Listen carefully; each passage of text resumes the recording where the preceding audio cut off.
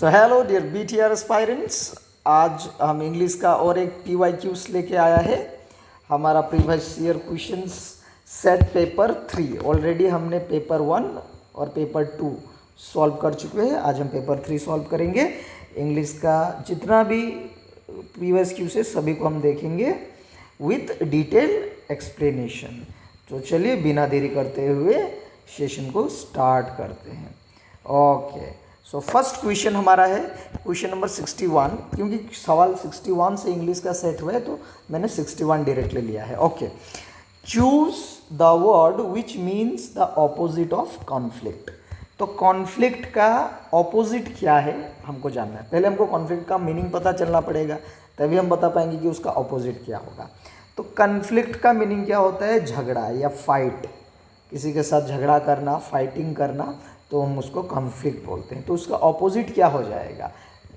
किसी के साथ अगर झगड़ा करना, झगड़ा ना करना, येस और नो, तो उसका अपोजिट क्या होगा? Option A agreement, option B argument, option C dispute या ऑप्शन डी हॉस्टिलिटी। तो इसमें मेरा ऑप्शन ए करेक्ट हो जाएगा, एग्रीमेंट। झगड़ा का उल्टा क्या होता है? एग्रीमेंट करना, झगड़ा ना करना, एग्री करना।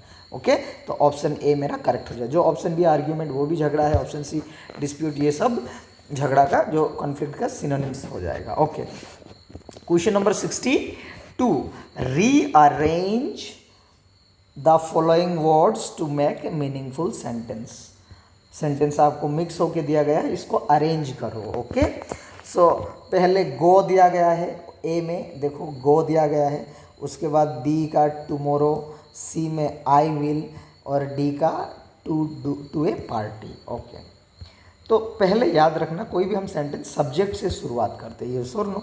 तो हमारा सब्जेक्ट क्या है? हमारा सब्जेक्ट आई है, येस और no, I will.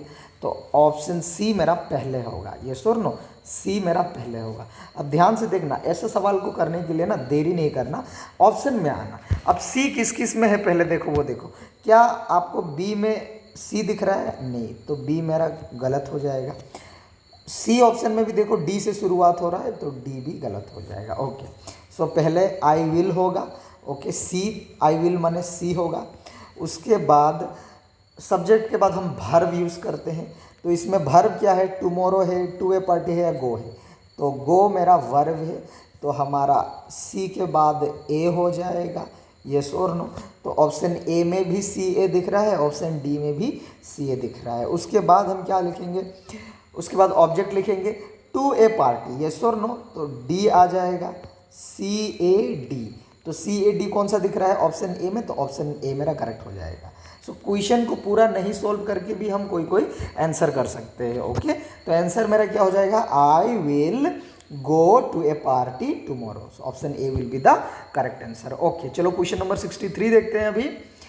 Choose the correct question tag for the following sentences. हमको क्वेश्चन टैग यूज करना है इस सेंटेंस के लिए। She is a doctor. अब देखो क्वेश्चन टैग का एक चीज़ होता है, बहुत आसान होता है। ओके, जो सब्जेक्ट रहेगा वो बाद में आता है, सब्जेक्ट के बाद जो ये रहेगा इज, एम, आर, कुछ भी, ओके, उसको हम लिख लेंगे इज। ओके, तो इज। ओके, सेंटेंस अगर पॉजिटिव में है, देखो ये सी इज ए डॉक्टर, ये पॉजिटिव सेंटेंस है, इसको नेगेटिव में क्वेश्चन टैग लेना है, तो इज का इज नॉट या इजेंट हो जाएगा। ओके, इज नॉट है या इजेंट। और जो सी है वो सेम रहेगा। सी अगर लड़की का नाम होता तो हम सी लिखते हैं, ऑलरेडी सी दिया गया है, तो इजेंट सी हमारा करेक्ट आंसर हो जाएगा। तो कौन सा ऑप्शन में इजेंट सी दिख रहा है? ऑप्शन ए में इज सी दिख रहा है। क्या करेक्ट होगा? नहीं होगा, क्योंकि मैंने बताया अगर सेंटेंस पॉजिटिव में वो नेगेटिव में जाएगा, तो ये तो पॉजिटिव ही है। डज सी, देखो ऑप्शन सी में ये भी पॉजिटिव है, ये नहीं होगा। Option B isn't she, option B will be the correct answer. Okay, चलो दूसरा सवाल देखते हैं, question number 64। Rearrange the following words to make a meaningful sentence. Again आपको रीअरेंज करने दिया गया है, तो पहले रीअरेंज के लिए हमारा पहला काम क्या है? हम सब्जेक्ट को देखेंगे। तो इसमें ए लेटर ए में है, बी में सेंट है, सी में येस्टरडे है और डी में ही है। तो मेरा पहला काम क्या? सब्जेक्ट क्या है इसमें? ही। कोई भी सेंटेंस ही किसी नाम से स्टार्ट होता है, ये सर ना, ही, सी, दे, इट, तो ही से स्टार्ट होगा। तो डी पहले मेरा डी होगा। अब डी किस किस में है? ऑप्शन में देखो डी किस में नहीं है, एलिमिनेट करना सीखो। तो ए बी में भी डी है, सी में डी नहीं है। देखो सी आपका सी से स्टार्ट हो रहा है, तो ऑप्शन सी मेरा गलत। ओके, एलिमिनेट कर लिया। तो ही पहले मेरा डी आ गया। ओके, डी लिख लेता हूँ। उसके बाद ही के बाद वर्ब होगा, यस और नो। तो वर्ब क्या है, डी के बाद जो ये सेंट, ये वर्ब है, यस और नो। तो मेरा डी के बाद बी आ गया। ओके, ये वर्ब है कि नहीं, सेंट। ओके, उसके बाद मुझे ऑब्जेक्ट चाहिए, a letter is a object. तो D B A. Okay, D B A किस में दिख रहा है आपको, ये डी बी सी दिख रहा है, तो ये भी नहीं होगा। ऑप्शन डी में डी ए बी, ये भी गलत है। ओके, ऑप्शन बी देखो डी बी ए सी, तो ये करेक्ट हो जाएगा। तो ऐसा सेंटेंस को हम बिना कंप्लीटली करके भी ऑप्शन के मदद से भी कर सकते हैं। तो करेक्ट सेंटेंस क्या हो जाएगा, he sent a letter yesterday. Okay, चलो क्वेश्चन नंबर 65 देख लेते हैं अभी। Question number 65। ओके,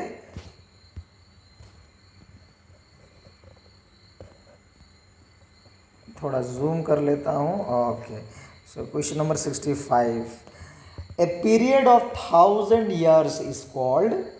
जो 1000 ईयर्स का पीरियड को हम क्या बोलते हैं, ऑप्शन ए डिकेड। डिकेड हम 10 ईयर्स, अगर 10 साल है तो हम उसको डिकेड बोलेंगे। सेंचुरी, सेंचुरी 100 ईयर्स को हम बोलते हैं। ओके, 100 ईयर्स अगर हो गया तो सेंचुरी हो गया, डिकेड माने 10। सेंटेनरी 100th ईयर को हम बोलेंगे। Okay, option D millennium. Millennium मेरा करेक्ट हो जाएगा, 100 साल, सॉरी 1000 ईयर्स को हम मिलेनियम बोलते हैं। तो option D will be the correct answer. Okay, 66 अभी आते हैं। I dash that you were here. अब ये फिल इन द ब्लैंक्स में कौन सा करेक्ट ऑप्शन आएगा, देखो I dash that you were here. देखो यू वेर हियर। ओके, ये पार्ट सिंपल पास्ट में है, यस और नो। अगर फर्स्ट पार्ट भी सिंपल पास्ट में है तो ये जो पहला पार्ट है तब हम सिंपल पास्ट में भी लिखते हैं, कभी कभी पास्ट परफेक्ट में भी लिखते हैं। Okay, I was not knowing, क्या ये करेक्ट होगा, वॉज नॉट नोइंग, ये करेक्ट नहीं होगा। ओके, उसके बाद ये देखो option B did not knew. देखो डिड ऑलरेडी पास्ट में है, डिड पास्ट में लिखा जाता है, ऑलरेडी पास्ट में है। उसके बाद जो ये न्यू भी ऑलरेडी पास्ट में, ये नो होना चाहिए था, येस और no. I did not know होना चाहिए था। ओके, तो ये भी गलत हो जाएगा। ओके, ये भी गलत हो जाएगा। ऑप्शन सी देखो did not new, did not no या डिडंट नो, ये करेक्ट होगा। क्यों, डिडंट पास्ट में है, ये प्रेजेंट में है। एक अगर पास्ट में है तो दूसरा को प्रेजेंट में लेना नहीं है, पास्ट में लेना नहीं है। ओके, सो इसमें करेक्ट हो जाएगा I did not know that you were here. Okay, चलो।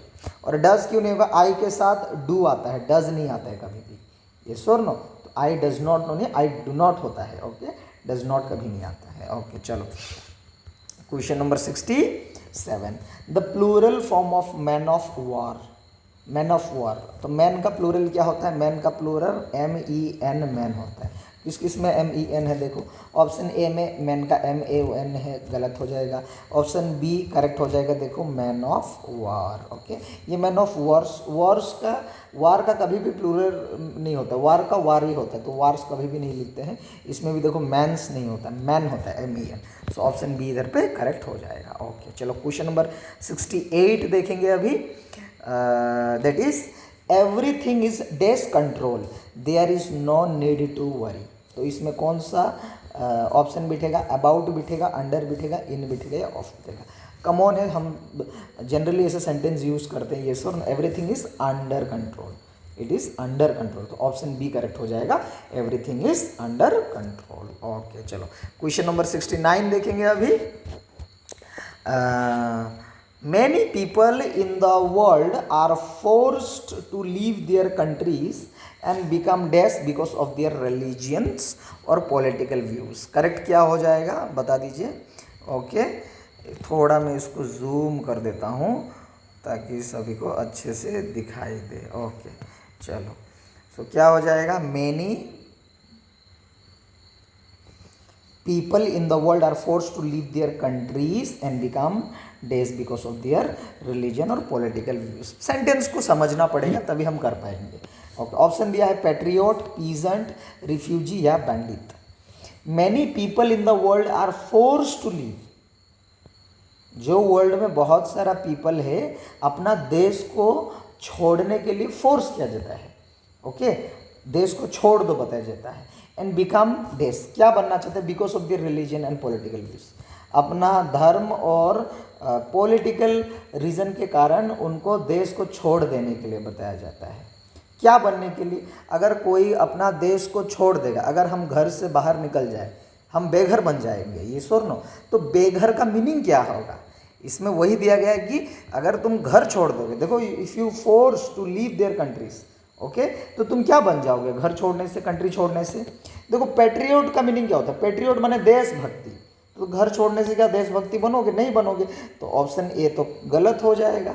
ऑप्शन बी पीजेंट, पीजेंट का मीनिंग क्या होता है? फार्मर होता है। ओके, फार्मर, तो घर छोड़ने से क्या फार्मर बनोगे? नहीं, ऑप्शन बी भी गलत हो जाएगा।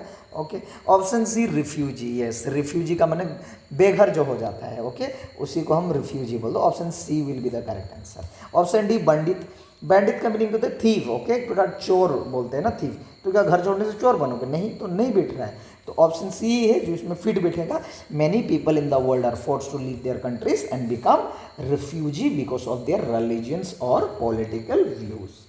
ओके, चलो क्वेश्चन नंबर 70 देखते हैं अभी। Since my brother is not experienced in computer, क्योंकि मेरा भाई कंप्यूटर में एक्सपीरियंस नहीं है, मैंने क्या किया? I have dash all important files in case ही में डिलीट, मैंने सभी फाइल को क्या किया? ओके, अपना भाषा में अगर समझोगे तो आसान बनेगा। क्योंकि मेरा भाई को कंप्यूटर में उतना एक्सपीरियंस नहीं है, तो मैंने उसको कंप्यूटर देने से पहले मेरा जितना भी फाइल्स को मैंने क्या किया?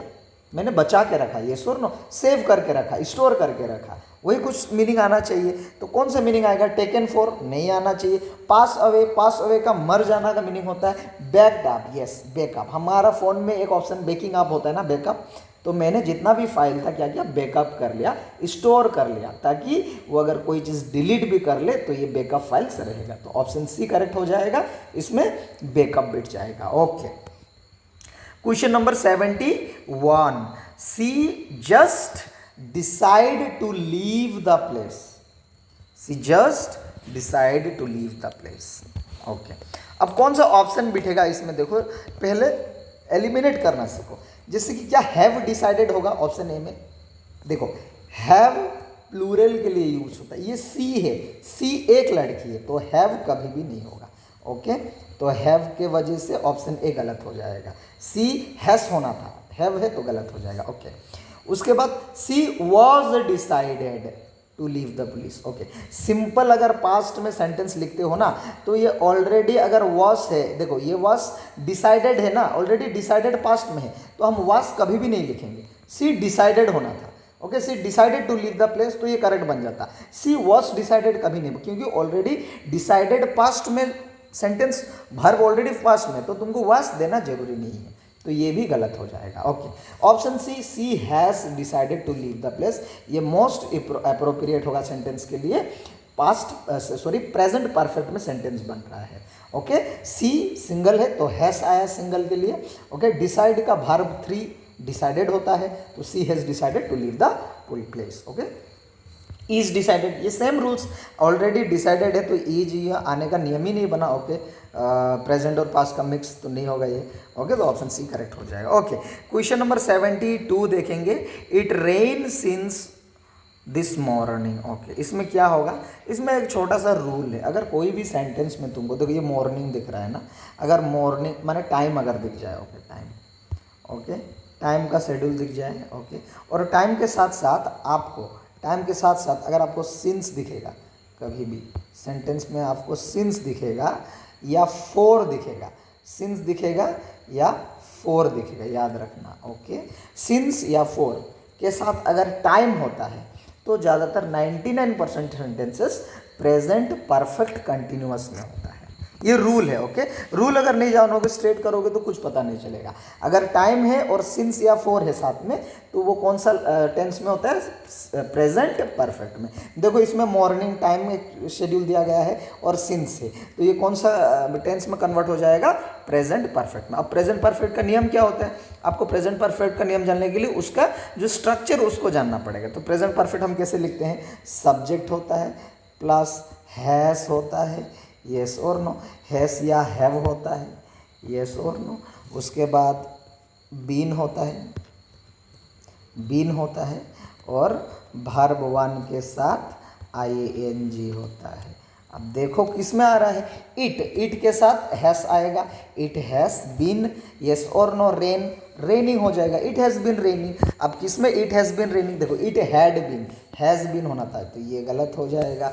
इट इज़ रेनिंग, ये भी गलत हो जाएगा। Option see it was raining, ये भी गलत हो जाएगा। ऑप्शन डी हमको जो कर, देखो इट हैज़ बीन रेनिंग, तो ऑप्शन डी मेरा करेक्ट आंसर है। तो इसमें रूल जानना जरूरी है, नहीं तो अगर रैंडमली कर दे जाओगे तो नियम नहीं बैठेगा।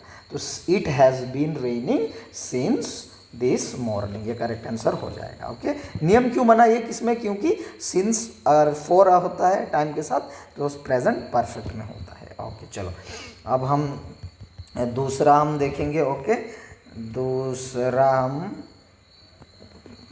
सेट ले आते हैं। ओके चलो,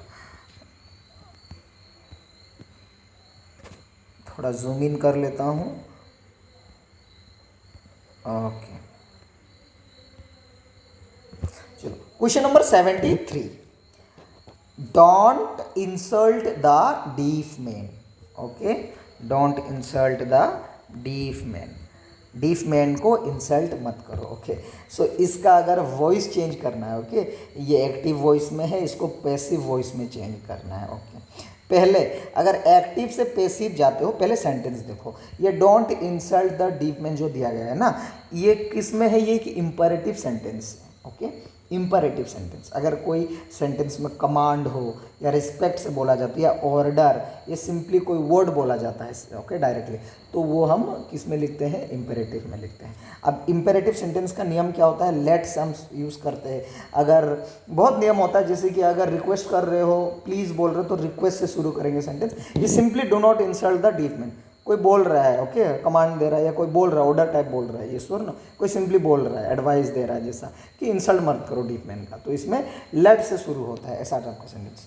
ओके, लेकिन एक चीज़ याद रखना, अगर एक्टिव से पैसिव जाओगे, कुछ कुछ नियम, वर्ब हमेशा वर्ब 3 में ही होता है, वर्ब हमेशा वर्ब 3 में। जैसे कि don't insult the deep man ना, let the deep man not be insult दिया गया।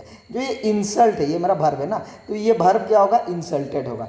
ऑप्शन को एलिमिनेट करना सीखो। ओके, तो इसमें वर्ब 3 इंसल्टेड होगा। देखो इसमें इंसल्ट है, ये सर ऑप्शन ए में इंसल्ट है, देखो तो ये गलत हो जाएगा, इंसल्ट की वजह से ऑप्शन ए नहीं होगा। ओके चलो, ऑप्शन बी में देखो इंसल्टेड है, ऑप्शन सी में भी इंसल्टेड, ऑप्शन डी में भी इंसल्टेड है। ओके, तो मिस्टेक क्या है? देखो लेट के साथ लेट द हम यूज़ करते हैं, कभी भी सेंटेंस लेट द के साथ लेट द डीफ मैन ना, उसका हम बी का इस्तेमाल करते हैं। जैसे कि let the deaf man not be insulted दिया गया है, let the deaf man not insulted. देखो ऑप्शन सी में बी नहीं है, देखो ऑप्शन सी में बी दिख रहा है क्या? ऑप्शन सी नहीं होगा। ओके, ऑप्शन बी और डी दोनों में बी है। ओके, जो लेट के साथ दा से शुरू करते हैं, देखो मैंने बताया था लेट दा। ओके, लेट दा एक साथ आएगा, तो इसमें लेट दा नहीं है, देखो ऑप्शन डी में लेट दा। तो हम करेक्ट आंसर नहीं करके भी हमको करेक्ट आंसर मिल गया, जैसे कि ऑप्शन बी। तो इसका स्ट्रक्चर क्या होता है? लेट दा एक साथ रहेगा, डीफ मैन नॉट, ये तो सेंटेंस से आ गया, बी, ओके, ये बी आया, ओके, उसके बाद इंसल्ट का verb 3 insulted, so let the deaf man not be insulted. Okay, ये वॉइस चेंज हो गया। चलो क्वेश्चन नंबर 74 देखेंगे। ओके, ये नरेशन का क्वेश्चन दिया गया है। Okay, the Indian Express says, the Indian Express says, okay, we shall issue an astrology section in our Thursday's paper। Okay, तो इसमें भी नियम होता है। देखो जब भी नरेशन हम करते हैं, देखो अगर सेज, कोई भी सेंटेंस सेज से शुरू हो रहा है, ओके, प्रेजेंट से, तो सेज को सेज ही रखना है, किसी भी चीज़ चेंज नहीं करना है। जैसे कि देखो इसमें the Indian Express says, the Indian Express says, the Indian Express said आ गया, देखो तो ये गलत हो जाएगा। ऑप्शन सी मेरा गलत हो जाएगा। ऑप्शन सी को डायरेक्टली हम काट दे सकते हैं, ये सुनो, ऑप्शन को एलिमिनेट करना सीखो। Option D the Indian Express says, ये भी देखो सेम दिख रहा है। Okay, we shall issue an astrology section in our Thursday. देखो वी किस में कन्वर्ट हो जाएगा, वी किस में कन्वर्ट हो जाएगा, देखो वी दे में कन्वर्ट होता है, ये तो पता है ना। तो द इंडियन एक्सप्रेस, ओके देखो देखो ये वी कौन बता रहा है, द इंडियन एक्सप्रेस बता रहा है।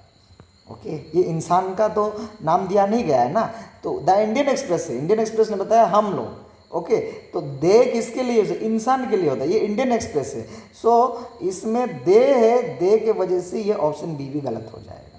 Okay, the Indian Express says that it will issue an astrology section इन, देखो ये आवर है, देखो आवर, आवर किस में कन्वर्ट होता है, इन, ये क्या देयर में कन्वर्ट होगा, इट अगर है इट्स होना चाहिए, देयर नहीं होगा, देयर इंसान के लिए होता है, ये इंडियन एक्सप्रेस है, ये श्योर नो, ये श्योर इंसान नहीं है। तो देखो इसके लिए ऑप्शन ए हम लोग काट दिया, इसके लिए ऑप्शन बी, इसके लिए ऑप्शन सी। देखो ऑप्शन डी हम लोग आंसर नहीं करके हमको ऑप्शन डी करेक्ट आंसर मिल गया।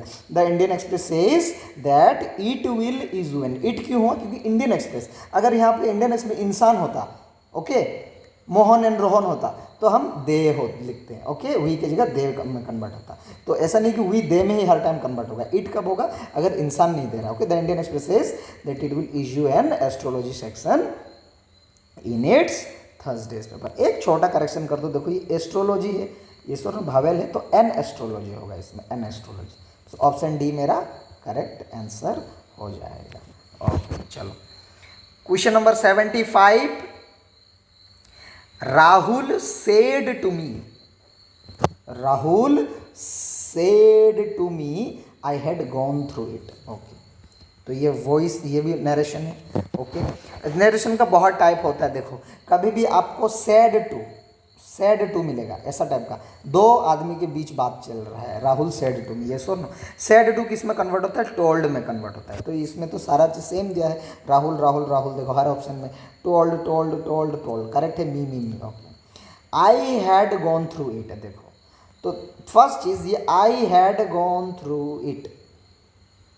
ओके, ये पास्ट परफेक्ट में है, ये स्वर पास्ट परफेक्ट में ही लिखा जाता है, याद रखना। एक इजी हो जाता है नरेशन में, अगर ये सेंटेंस पास्ट परफेक्ट है ना, तो पास्ट परफेक्ट में ही रहेगा। ओके, टेंस को मत बोलो, देखो प्रेजेंट होने से पास्ट होता है, लेकिन पास्ट परफेक्ट होता है तो पास्ट परफेक्ट ही होता है। ओके, एक मैं वीडियो जरूर बनाऊंगा जो रूल्स के लिए, देख लेना वहाँ पे। फॉर द टाइम बिंग देखिए, देखो आई किस में कन्वर्ट हो जाएगा, राहुल एक लड़का है, ही, तो Rahul said me, Rahul told me that ही। चलो अब हैड है, मैंने बताया पास्ट परफेक्ट में ही रहेगा, ये हैव हो गया तो हैव तो आएगा ही नहीं, ये गलत हो गया हैव के वजह से।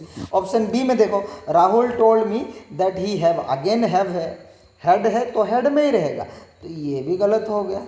Okay, Rahul told me that he had, okay ये हैड है, चलो ठीक है, यहाँ तक तो सही है। वेंट थ्रू इट, अब देखो पास्ट परफेक्ट में हमेशा वर्ब 3 यूज होता है, ये और नो, और वर्ब 3 गॉन का गॉन ही होता है, वेंट तो वर्ब 2 होता है ना, गो वेंट गन, तो वर्ब 2 होता है वेंट, ना कि वर्ब 3, तो वर्ब 2 वेंट आने की वजह से ये भी गलत हो जाएगा। अब देखो अगर 3 गलत हो गया, अगर 3 गलत हो गया तो ऑप्शन कौन सा बच गया, डी, तो डी मेरा करेक्ट हो जाएगा, यस और no, Rahul told me that he had gone through it, ये करेक्ट आंसर हो जाएगा। ओके चलो, क्वेश्चन नंबर 76 अभी देखते हैं हम। ओके, क्वेश्चन नंबर 76, ओके थोड़ा जूम कर लेता हूँ। ओके चलो, क्वेश्चन नंबर 70, अरे कहाँ चला गया,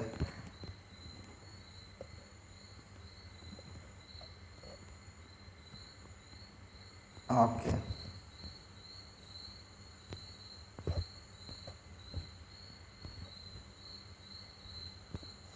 क्वेश्चन नंबर 76 देखिए, he said to us are you going to market today. Okay, इसमें again voice change, narration change करने के लिए दिया गया है, तो क्या आ जाएगा, देखो क्वेश्चन मार्क सेंटेंस से, क्वेश्चन मार्क सेंटेंस के लिए जो ये सैड टू होता है ना, ये आस्क्ड में कन्वर्ट हो जाता है, ये क्वेश्चन मार्क सेंटेंस है। तो he said to us, he asked us, he asked us, he asked us, he asked us, ये सभी में सेम है। Are you going to market today, okay. अब क्वेश्चन मार्क सेंटेंस में देखना है, ऐसा सेंटेंस में कभी भी if, question mark sentence if से स्टार्ट होता है। ओके, WH क्वेश्चन के लिए अलग होता है, अगर what are you doing, what is your name, वो अलग होता है, लेकिन WH क्वेश्चन नहीं रहेगा। सिंपली ऐसे अगर क्वेश्चन मार्क सेंटेंस रहेगा तो हम किससे स्टार्ट करते हैं, इफ से। तो सारा में इफ है, चलो ठीक है। ओके, तो are you going to market today, मैंने बताया था रूल, जो नरेशन का रूल है, ये are you going to market, ये कौन सा टेंस में, पहले ये are you going, GOING, going के वजह से ING, कंटिन्यूअस में है, आर के वजह से सिंपल प्रेजेंट कंटिन्यूअस। सो प्रेजेंट कंटिन्यूअस किस में कन्वर्ट हो जाएगा, पास्ट कंटिन्यूअस में। अगर ये रूल पता है तो उसको कुछ देखना ही नहीं है। तो पास्ट कंटिन्यूअस में कौन सा सेंटेंस है, इसमें देखो इफ यू वेर गोइंग, यही तो है ना। बाकी देखो इफ यू आर गोइंग, ये तो प्रेजेंट कंटिन्यूअस ही होगा, गलत हो जाएगा।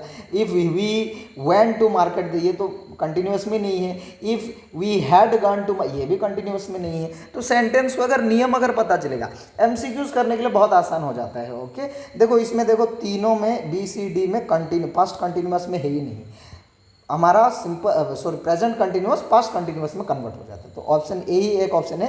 देखो he asks us if we were going to market that day, today that day में कन्वर्ट हो जाता है, नरेशन अगर चेंज होता है। ओके, आर यू दिया गया है तो आर यू के वजह से इफ वी ओके, आर के वजह से वेयर हो जाएगा, गोइंग ही रहेगा। ओके, तो ऑप्शन ए मेरा करेक्ट आंसर हो जाएगा। तो रूल को जान लो। Okay, present continuous past continuous में कन्वर्ट होता है, यही सिंपल रूल है और इसी वजह से ऑप्शन ए करेक्ट हो जाएगा। और इसमें तो देखो ये प्रेजेंट कंटिन्यूअस में ये गलत हो गया, ये तो पास्ट में है सिंपल पास्ट, ये तो पास्ट परफेक्ट में, तो सारा गलत हो गया। Okay, question number 77, you are requested to take out your shoes before entering. आपको रिक्वेस्ट किया जा रहा है कि आप शूज़ मैंने निकालिए एंटर करने से पहले। तो इसमें करेक्ट कौन सा हो जाएगा, देखो कभी भी शूज़ निकालने के लिए, ओके, शूज़ निकालना के लिए हम लोग टेक आउट नहीं बोलते हैं, टेक ऑफ बोलते हैं। ओके, जनरल इंग्लिश से ये हम टेक ऑफ बोलते हैं। तो ऑप्शन ए मेरा करेक्ट हो जाएगा, you are requested to take off your shoes before entering. Okay, so option A will be the correct answer. Okay, 78 देखते हैं अभी, he advise me to be ready to bear upon the disturbance.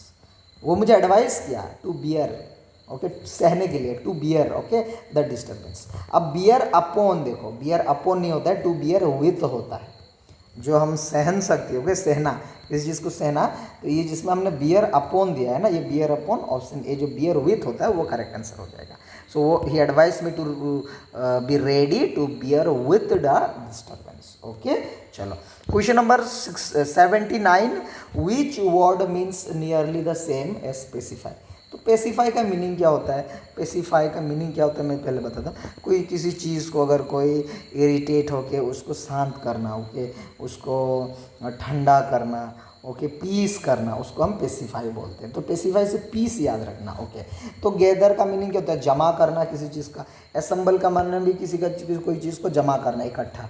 Option D collect, ये भी किसी चीज़ को collect ही करना होता है। पेसिफाई का मीनिंग क्या होता है, काम डाउन, किसी चीज़ को शांत करना, ठंडा कर देना। Okay, calm down. Okay, pacify माने काम डाउन, याद रखना। ओके, क्वेश्चन नंबर 80, आज का लास्ट सवाल, I shall not go out, I shall not go until I am invited. I shall not go until I am invited. चलिए, मैं रोज़ तो हर सवाल आप सभी के लिए करता हूँ, एक सवाल मैं आपके लिए देता हूँ, देखता हूँ कि आप लोग मुझे कमेंट में आंसर देते हो कि नहीं। ओके, आपको अगर कमेंट में आंसर दोगे तो मुझे भी लगेगा कि आप लोग वीडियो देख रहे हो, आपको मज़ा आ रहा है, समझ में आ रहा है, इफ़ेक्टिव हो रहा है वीडियोस, और मैं और वीडियोस बना भी पाऊँगा। तो इसके लिए आप मुझे प्लीज़ क्वेश्चन नंबर 80 कमेंट में आंसर कीजिए, क्या होगा, I shall not go out until I am invited, unless I am होगा, टिल आई एम होगा, वन आई एम होगा, या इफ़ नॉट आई एम होगा। तो कौन सा करेक्ट आंसर होगा, आप मुझे प्लीज़ कमेंट में आंसर कीजिएगा। अगेन आज हमारा PYQs का थर्ड सेशन था। आने वाला समय में मैं और ऐसा वीडियो लेके आऊँगा, इंग्लिश के लिए भी, GK के लिए भी। आपको अगर वीडियो चाहिए, कौन सा चाहिए, आप मुझे ज़रूर कमेंट कीजिए ताकि मैं आप लोगों के लिए ऐसा वीडियो ले आ पाऊँ। सो बेस्ट ऑफ लक आप लोगों का BTR BTC का जितना भी फॉरेस्टर एग्ज़ाम है, grade 3 grade 4, okay, all the syllabus, okay. ऐसा नहीं कि एक पार्टिकुलर के लिए, हमारा जो सिलेबस होता है हर एक चीज़ का सेम होता है। तो हर एक चीज़ का अगर PYQs हम लोग एक एक सॉल्व करते जाएंगे तो हमारा जो कमांड है आराम से वो बनते जाएगा, okay. So again I hope you enjoyed my session. अगर आपको थोड़ा भी मज़ा आया, सेशन से इफ़ेक्टिव लगा, देन प्लीज़ डू सब्सक्राइब। मैं हर वीडियो में बोलता हूँ क्योंकि आपका हर एक सब्सक्रिप्शन, हर एक लाइक एंड कमेंट मुझे जोश देता है वीडियो बनाने के लिए, और मैं नेक्स्ट वीडियो के लिए काफ़ी एनर्जेटिक फील करता हूँ। Thank you so much and stay blessed. जय हिंद आप सभी को।